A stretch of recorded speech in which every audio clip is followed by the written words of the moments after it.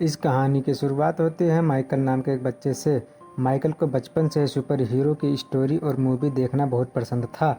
वह इसमें इस कदर घुल मिल चुका था कि जब भी उसकी किसी बच्चे से लड़ाई होती तो ठीक वैसा ही रिएक्ट करता जैसा वो टीवी में देखता था। माइकल की ये हरकतें देखकर लोग उसका मजाक उड़ाने लगते थे। तो उसके माता पिता ने उसे समझाया कि अगर तुम्हें सुपर हीरो बनना ही है तो तुम लोगों की मदद करो। इसके लिए तुम्हें किसी पावर की जरूरत नहीं है। लोगों की मदद करके तुम अपने आप एक सुपर हीरो बन जाओगे। इसी बीच एक दिन बातों ही बातों में माइकल का दोस्त सीरी उससे कहता है कि क्या तुम्हें पता है, जितने भी सुपर हीरो मूवीज में दिखाए जाते हैं उनके माता पिता नहीं होते। माइकल भी इस बात को नोटिस करता है और घर जाकर अपने माता पिता को कमरे में बंद करके पूरे घर में आग लगाकर वहाँ से बाहर चला जाता है, जिसमें उसके पेरेंट्स की मौत हो जाती है। अब इस घटना से हम समझ सकते हैं कि सुपर हीरो बनने की सनक किस कदर माइकल के ऊपर हावी है। खैर, अब समय बीतता है और माइकल बड़ा हो जाता है। बड़े होकर भी उसका वो ऑब्सेशन खत्म नहीं होता और वो सड़क पर लोगों की मदद करता रहता है। इसी दौरान उसकी भिड़ंत एक दिन चोरों से हो जाती है, जो उसकी कॉस्ट्यूम को देखकर उस पर हंसने लगते हैं। खुद की हंसी उड़ते देख माइकल सहन नहीं कर पाता और उनको जान से मार देता है। अब हालांकि उसने उनको मार दिया, लेकिन पुलिस की नजरों में वो सुपर हीरो बन जाता है, क्योंकि वो चोर किसी को भी मार सकते थे। इसके बाद हम देखते हैं उसके दोस्त सीरी को, जो उसके लिए हथियार बनाता रहता है। इस बार वो उसके लिए एक एडवांस सूट बना रहा है, लेकिन माइकल कहता है कि मुझे सूट की शक्ति नहीं, बल्कि कोई ऐसी पावर चाहिए जो मेरे अंदर हो और जिसे मैं जब चाहूँ तब इस्तेमाल कर सकूं। सीन यहाँ से शिफ्ट होता है और हम देखते हैं हनुमान जी की उस बाल लीला को, जब उन्होंने सूर्य भगवान को फल समझकर खा लिया था और जिसके बाद देवराज इंद्र ने उनके ऊपर वज्र से हमला कर दिया था। हम देखते हैं कि उस हमले से हनुमान जी के रक्त की एक बूंद दक्षिण भारत की एक नदी में आकर गिरती है। दोस्तों, इसके बाद हम देखते हैं दक्षिण भारत के छोटे से गांव अंजनाद्री को और उसमें रहने वाले हनुमंत नाम के लड़के को। हनुमंत पेड़ से कुछ बच्चों के लिए आम तोड़ता है और तभी एक लड़का आकर उसे बताता है कि तुम्हारे दोस्त काशी को गजापति के गुंडे मार रहे हैं। ये सुनकर हनुमंत फौरन उसके पास जाता है और उन गुंडों से लड़ने लगता है, लेकिन वो गुंडे उल्टा उसकी पिटाई करके उसके पालतू जानवरों को भी ले जाते हैं। दरअसल गजापति उस गांव का मुखिया था, जो लोगों से लगान वसूल किया करता था और उनको लूटता था। जो कोई भी उसके खिलाफ आवाज उठाता, उसके गुंडे उस आदमी को बहुत मारते पीटते थे। इसके बाद काशी हनुमंत को बातों ही बातों में कहता है कि ये सब छोड़ो दोस्त, ये सब कभी खत्म नहीं होगा। लेकिन क्या तुम्हें पता है, मीनाक्षी वापस आ चुकी है। ये सुनकर हनुमंत बहुत खुश होता है, क्योंकि वो बचपन से उसे बहुत ही ज्यादा चाहता था और बिना बताए उसकी मदद भी किया करता था। इधर मीनाक्षी भी जानती थी कि कोई तो है जो उसकी हर बार मदद करता है, पर उसके सामने नहीं आता। खैर, इसके बाद हम हनुमंत की बहन अंजना को देखते हैं, जो उसे डांटती है क्योंकि हनुमंत को छोटी मोटी चोरियां करने की आदत थी। इसके बाद हम गजापति को देखते हैं, जो अपने गांव में मल्ल युद्ध कर रहा था। तभी अचानक सभी लोगों के बीच मीनाक्षी वहां आ जाती है। वो कहती है कि तुम लोगों से लगान वसूल करते हो, ये उनकी अपनी कमाई है। गजापति कहता है कि मैं लोगों को डकैती से बचाता हूँ, इसलिए उनसे लगान लेता हूँ। तो मीनाक्षी कहती है कि अब कौन से डकैत आते हैं, इतने सालों से तो कोई नहीं आया। इसके बाद वो गांव वालों से पूछती है, तो गांव वाले भी सोचने लगते हैं कि कोई डकैत नहीं आया, लेकिन गजापति के डर की वजह से फिर भी सभी चुप रहते हैं और साथ में सभी के सामने होने की वजह से गजापति भी मीनाक्षी से कुछ नहीं कहता और इस मामले में शांति ही रहता है। मीनाक्षी असल में एक डॉक्टर थी, जो अपनी पढ़ाई करके वापस गांव लौटी थी। आज वो बस से कहीं जा रही होती है, तभी हनुमंत भी उसी बस में चढ़कर चुपके से उसे पायल पहनाने की कोशिश करता है। लेकिन तभी मीनाक्षी के पास बैठी औरत समझती है कि हनुमंत कोई चोरी कर रहा है। वो चोर चोर चिल्लाने लगती है, जिसके बाद बसवाला हनुमंत को बीच रास्ते में ही उतार देता है। इसके बाद हम देखते हैं कि बड़बड़ाते हुए हनुमंत जंगल के रास्ते से वापस गांव जा रहा होता है। तभी उसके सामने एक शेर आ जाता है। हनुमंत उससे बचने के लिए भागता है और हम देखते हैं कि असल में उस शेर का वेश एक साधु ने धारण कर रखा है। दूसरी तरफ मीनाक्षी वाली बस पर डकैत हमला कर देते हैं और सभी सवारियां जंगल की तरफ भागने लगती हैं। इसी बीच भागते भागते हनुमंत भी उन्हीं लोगों से जा मिलता है। इसके बाद वो देखता है कि सभी डकैत एक एक करके सभी को मार रहे हैं, इसलिए वो मीनाक्षी को बचाने की कोशिश करता है और ऐसा करने में सफल भी हो जाता है। इसके बाद मीनाक्षी कुछ लोगों के साथ मिलकर वहाँ से बच निकलती है, जबकि हनुमंत उन डकैतों के चंगुल में फंस जाता है। वो लोग उसे बहुत मारते हैं और घायल करके ऊपर पहाड़ी से नीचे नदी में फेंक देते हैं। नदी में गिरते ही हनुमंत पानी में मीनाक्षी का लॉकेट देखता है और उसको लेने के लिए आगे बढ़ने लगता है, पर तभी उसे वहाँ पर एक चमकदार सीप दिखाई देती है जिसके अंदर एक मोती बहुत ही तेज चमक रहा था। ये असल में वही बूंद होती है जो हनुमान जी के रक्त से वहाँ गिरी थी और सीप के अंदर सुरक्षित थी। इसके बाद हनुमंत उस मोती जैसी मणि को हाथ में ले लेता है और थोड़ी देर बाद हम देखते हैं कि वो बेहोशी की हालत में नदी के किनारे पड़ा हुआ है। गाँव के लोग उसे उसके घर ले जाते हैं जहाँ अंजना उसे देखकर बहुत ही परेशान हो जाती है। इतनी देर में काशी भी मीनाक्षी के पास जाता है और उसे हनुमंत का इलाज करने के लिए बोलता है क्योंकि वो एक डॉक्टर थी। इसके बाद हम देखते हैं कि हनुमंत को होश आ चुका है, जिसके बाद वो उस मणि को अपने हाथ में ले लेता है। हाथ में लेते ही सूर्य की तेज रोशनी उस मणि पर पड़ती है और एक बहुत ही तेज उजाला चारों तरफ फैल जाता है। इसके बाद अचानक हनुमंत को महसूस होता है कि उसके सारे जख्म अपने आप भर चुके हैं और उसके अंदर कुछ अजीब सी ताकत आ चुकी है। वो इस चीज को ज्यादा नोटिस नहीं करता और फौरन अपने कपड़े पहनकर बाहर आ जाता है। इस बीच काशी के साथ आ रही मीनाक्षी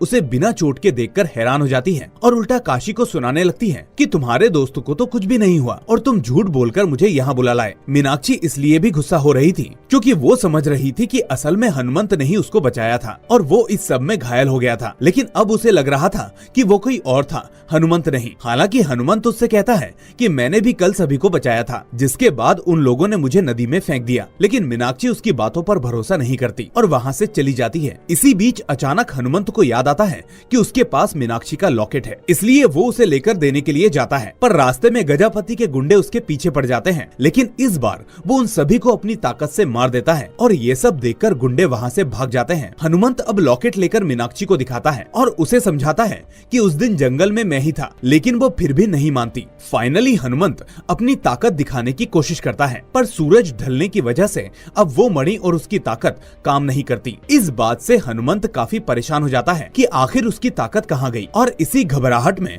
वो वहाँ से चला जाता है और उस मणि के बारे में जानने की कोशिश करता है। वो अपनी तरफ से कुछ नौसिखिए जैसी पूजा पाठ भी करवाता है, लेकिन वो मणि काम नहीं करती। फिर परेशान होकर वो रात को बाहर ही सो जाता है और जब सुबह उठता है तो देखता है कि सूरज की किरण पड़ते ही वो मणि फिर से जागृत हो चुकी है। अब वो समझ जाता है कि ये सब सूरज की वजह से ही हो रहा है और दिन में ही उसकी शक्तियाँ काम करती हैं। हनुमंत फौरन ये बात काशी को बताता है, लेकिन वो उसकी बातों पर भरोसा नहीं करता। वो उसे बहुत कुछ करके दिखाता है, लेकिन फिर भी काशी उसकी एक नहीं सुनता। ये सब देखते हुए हनुमंत फाइनली एक ट्रेन के सामने आकर उससे टकरा जाता है और ये देखकर काशी जोर जोर से रोने लगता है। लेकिन तभी हनुमंत उसके पास चलकर आता है और कहता है कि देखा ना, मुझे कुछ नहीं हुआ। तब जाकर काशी उस पर भरोसा करता है कि हनुमंत जो कुछ भी कह रहा था वो सब कुछ सच था। और यहाँ हम देखते हैं कि एक बंदर को हनुमंत के पास से वही लॉकेट यानी चेन मिल गई थी जो मीनाक्षी की थी। अब इस चेन पर एक दुकानदार की नजर पड़ जाती है, तो वो लालच में आकर बंदर को 2 केले देता है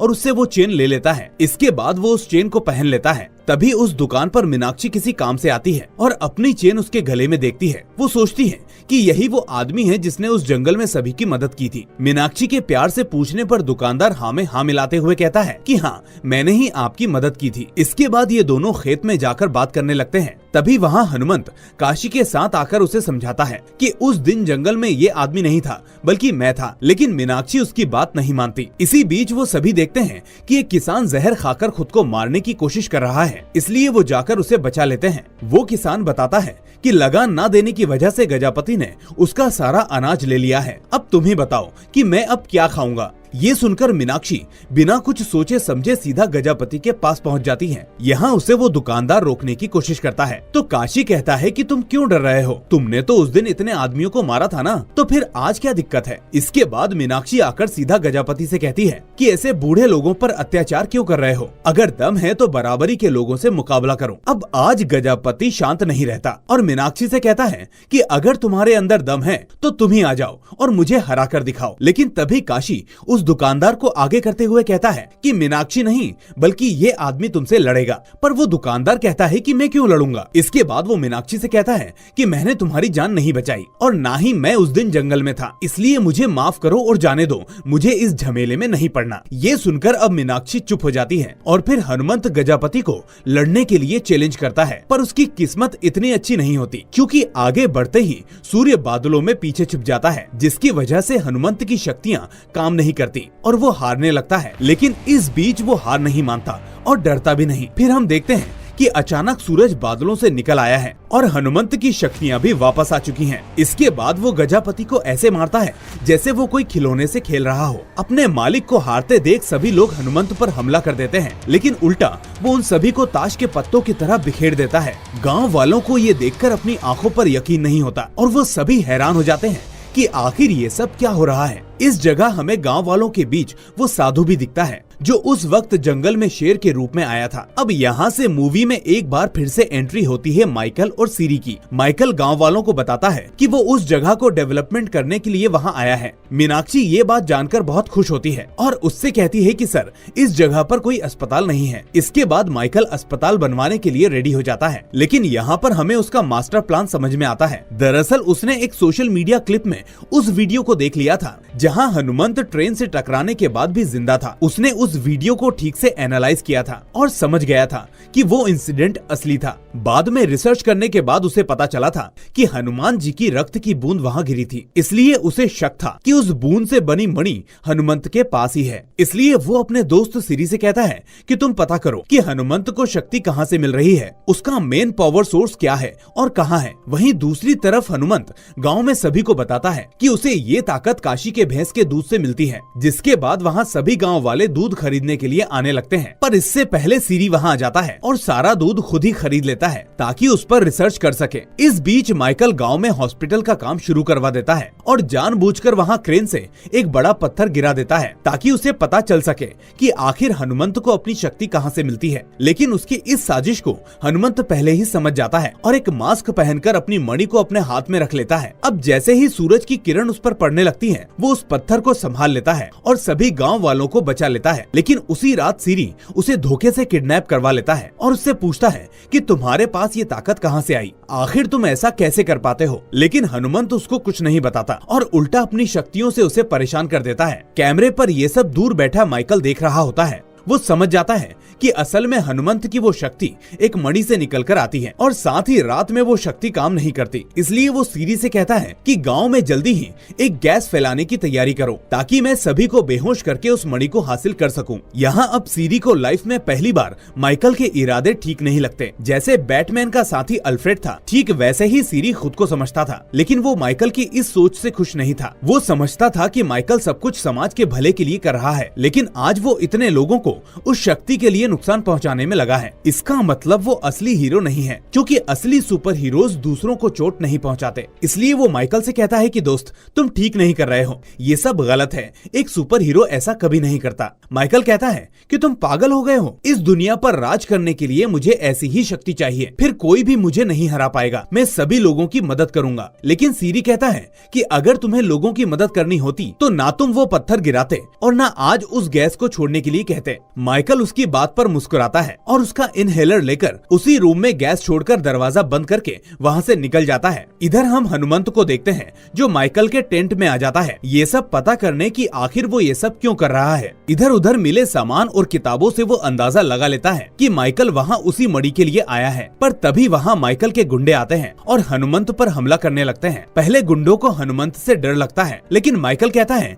कि रात में ये बिना सूरज के कुछ भी नहीं कर सकता, इसलिए तुम इसको खत्म कर दो। पर यहाँ जो सीन हम देखते हैं उससे सभी के होश उड़ जाते हैं। हम देखते हैं कि रात में भी हनुमंत के अंदर वही शक्तियाँ होती हैं जो दिन में थी। इसके बाद वो उन सभी गुंडों को एक एक करके मारना शुरू करता है और हम देख पाते हैं कि ये हनुमंत नहीं बल्कि उसके रूप में वही साधु हैं जो हमें बीच बीच में देखने को मिले थे। अब जाते जाते वो साधु बाबा हनुमंत से कहते हैं कि अपनी मणि का ख्याल रखो, अभी तुम्हें बहुत कुछ करना है। इसके बाद हम देखते हैं कि कुछ डकैत मीनाक्षी के ऊपर हमला कर देते हैं, लेकिन हनुमंत आकर उसे बचा लेता है। और इस तरह अब बार बार हो रही घटनाओं से मीनाक्षी समझ जाती है कि अब तक जो भी उसे बचा रहा था वो हनुमंत ही है और कोई नहीं। अब कुछ देर बाद हनुमंत को पता चलता है कि जिन लोगों ने अभी मीनाक्षी पर हमला किया था वो गजापति के ही आदमी थे। इसलिए वो उसके पास जाता है और कहता है कि मैं आखिरी बार तुमको समझा रहा हूँ, अगर आज के बाद मीनाक्षी के ऊपर कोई आंच आई तो मैं तुम्हें खत्म कर दूंगा। अगले सीन में हम देखते हैं कि हनुमंत की बहन अंजना की शादी हो रही है और इसी बीच माइकल भी वहां आ जाता है और हनुमंत को मारने की कोशिश करता है। बादलों की वजह से सूरज की रोशनी बाहर नहीं आती और हनुमंत माइकल से लड़ने में सक्षम नहीं होता। इसी बीच अंजना अपने भाई की जान बचाने के लिए आगे आ जाती है और सभी गुंडों को पीटने लगती है, लेकिन तभी माइकल धोखे से हनुमंत के ऊपर गोली चला देता है और ठीक उसी मौके पर सूरज की रोशनी बाहर आ जाती है, जिससे हनुमंत के शरीर से वो गोली आर पार होकर उसकी बहन को लग जाती है और उसकी मौत हो जाती है। यहाँ हनुमंत को बहुत गुस्सा आता है, लेकिन वो अपनी बहन को बचाने के लिए उसे लेकर भागता है, लेकिन इसका कोई फायदा नहीं होता। उसकी बहन अंजना अब इस दुनिया में नहीं होती। इसके बाद वो बहुत दुखी होता है और उस मणि को कोसने लगता है कि तुम्हारी वजह से मेरी बहन आज मुझसे दूर हो गई है, और वो ये कहते हुए उस मणि को फेंक देता है। माइकल का आदमी कुछ दिनों से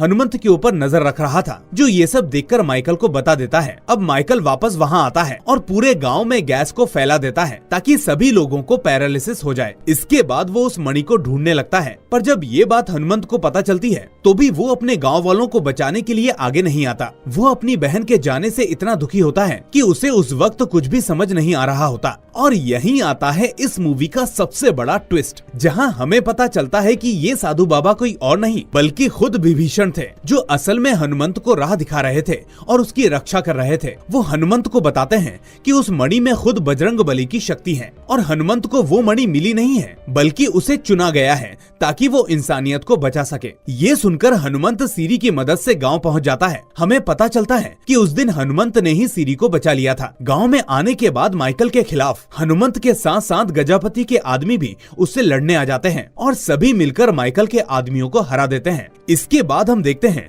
कि माइकल उस मणि को लेकर हेलीकॉप्टर से भाग रहा था, पर हनुमंत उस हेलीकॉप्टर पर गदा से वार करके उसे क्रैश कर देता है, जिससे माइकल भी खत्म हो जाता है और मणि के भी टुकड़े हो जाते हैं। नीचे गिरते गिरते उस मणि के टुकड़े अब हनुमंत की बॉडी में चले जाते हैं और ये देखकर विभीषण चिंता में पड़ जाते हैं। वो जानते थे कि मणि के टुकड़े के बाद अब दानवों का प्रहार बढ़ जाएगा, जिसके लिए स्वयं हनुमान जी को ही आना पड़ेगा। इसलिए वो अब भगवान श्री हनुमान जी का आह्वान करने लगते हैं। जिसके बाद हम देखते हैं इस मूवी का शानदार क्लाइमेक्स, जिसमें दूर हिमालय पर तपस्या कर रहे हनुमान जी के पास बना हिमकवच टूट जाता है और हनुमान जी अपनी तपस्या से उठ जाते हैं। इसके बाद हमें दिखाया जाता है वो सीधा हनुमंत के पास जाते हैं, जहाँ हनुमंत उनको देखकर हक्का बक्का रह जाता है। और यहाँ हमें एक हिंट दिया जाता है इस मूवी के सेकंड पार्ट का, और इसी के साथ होता है इस मूवी का दी एंड। तो दोस्तों, आपको ये मूवी कैसी लगी? इसमें हनुमान जी को बाकी मूवीज की तरह सिर्फ रामायण से कनेक्ट नहीं किया है, बल्कि एक नए तरीके से मूवी की कहानी में शामिल किया है, जो कि आने वाले वक्त में बेहतरीन साबित हो सकता है। हालांकि मूवी वर्ल्ड वाइड पसंद की जा रही है, लेकिन फिर भी